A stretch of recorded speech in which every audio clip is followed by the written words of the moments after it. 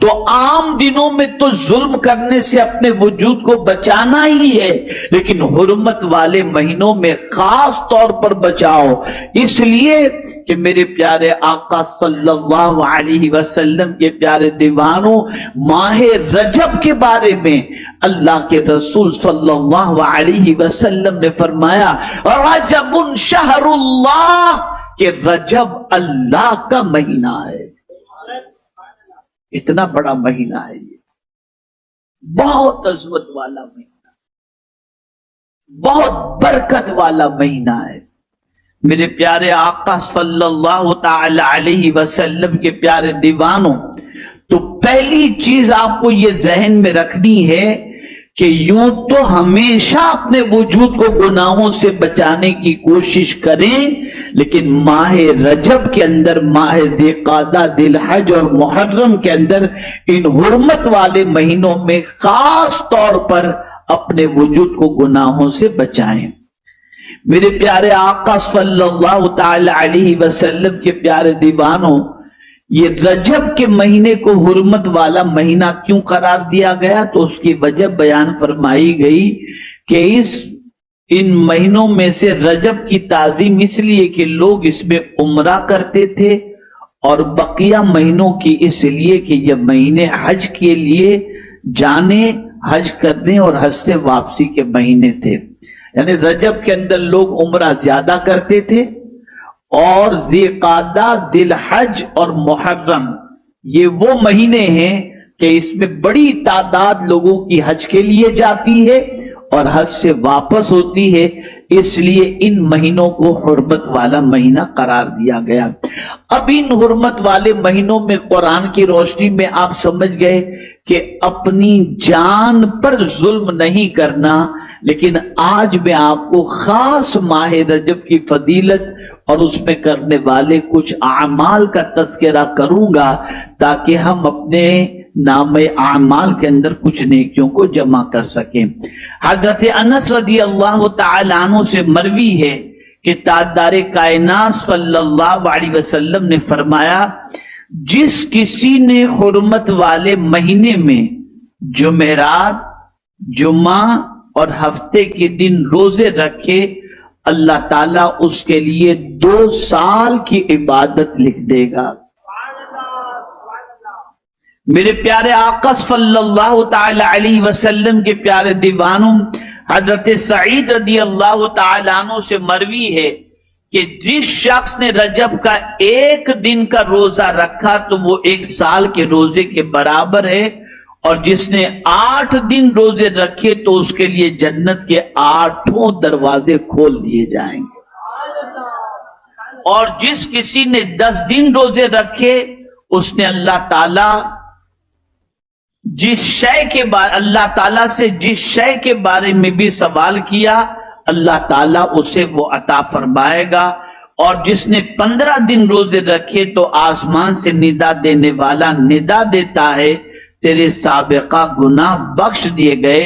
بس نیا عمل کر، تمہارے گناہوں کو نیکیوں میں تبدیل کر دیا جائے گا۔ جس کسی نے اعمال میں اضافہ کیا، اللہ تعالیٰ اس میں اضافہ فرما دیتا ہے۔ یہ ماہ رجب ہے، برکت والا مہینہ، خوب برکت والا مہینہ۔ اس ماہ مبارک کے اندر خاص طور پر چونکہ اب وہ آ رہا ہے اور باقی حرمت والے مہینے ابھی باقی ہیں، اس مہینے کی تیاری میں لگ جائیں، اور جتنی عبادت، روزے، تقوی و طہارت اختیار کر سکتے ہوں ضرور اس میں کرنے کی کوشش کریں۔ اور اسی ماہ مبارک میں ایک 27ویں شب آتی ہے جسے ہم شب معراج کہتے ہیں۔ اب اس کی فضیلت آپ سماعت فرمائیں۔ امام بہقی نے حضرت انس رضی اللہ تعالیٰ عنہ سے مرفوع روایت بیان کی ہے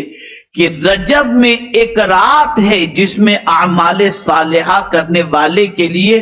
100 برس کی نیکیاں لکھ دی جاتی ہیں۔ شب معراج نیک کام کرنے والے کے لیے 100 برس کی نیکیاں لکھی جاتی ہیں۔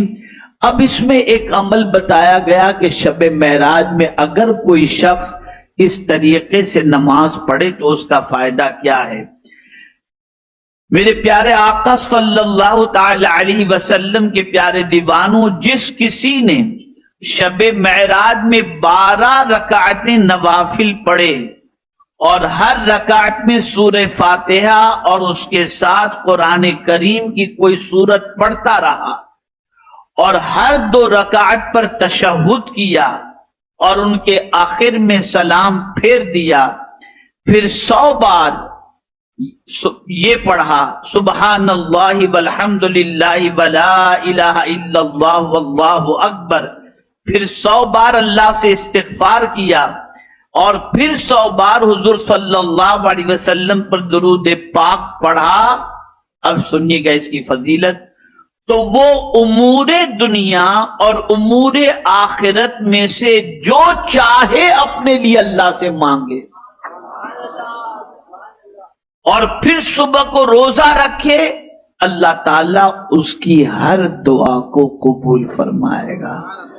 بشرطے کہ وہ گناہ کا کوئی سوال اللہ سے نہ کرے. یہاں ایک بات میں خاص طور پر عرض کر دوں کہ عام طور پر یہ بڑی راتوں کی عبادت اور نوافل کے فضائل بیان کیے جاتے ہیں، لیکن یہ نوافل اسی وقت قبول ہوں گے جب ہماری قضا شدہ نمازیں ہم ادا کر لیں. تو آپ کی اگر کوئی نماز ماضی میں قضا ہوئی ہے تو آپ جتنی رکعتیں اس کے اندر بتائی گئیں اتنی اگر آپ قضائے عمری اپنی پڑھ لیں تو جو ثواب اس نفل پر اللہ عطا فرمانے والا ہے اس قضائے عمری پر بھی اللہ وہ ثواب عطا فرمائے. میرے پیارے آقا صلی اللہ علیہ وسلم کے پیارے دیوانوں، خاص طور پر شب معراج میں عبادت و ریاضت کا بھرپور اہتمام کریں. علامہ بہقی رحمت اللہ تعالی علیہ نے حضرت انس رضی اللہ تعالیٰ عنہ سے مرفوعاً روایت کی ہے کہ مہینوں میں سے رجب کا مہینہ انتہائی حیران کن ہے، وہ شہر اللہ ہے، اور جو رجب کے مہینے کی تعظیم کرے گا گویا اس نے اللہ تعالی کے امر کی تعظیم کی، یعنی اس کے حکم کی تعظیم کی،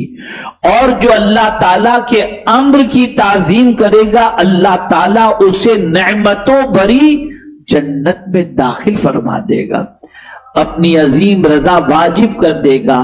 اور پھر حضور صلی اللہ علیہ وسلم نے ارشاد فرمایا شعبان میرا مہینہ ہے، جس نے شعبان کے مہینے کی تعظیم کی تو اس نے میرے امر کی تعظیم کی، اور جو میرے امر کی تعظیم کرے گا تو میں قیامت کے دن اس کے لیے پہلے پہنچنے والا اور ذخیرہ کرنے والا ہوں.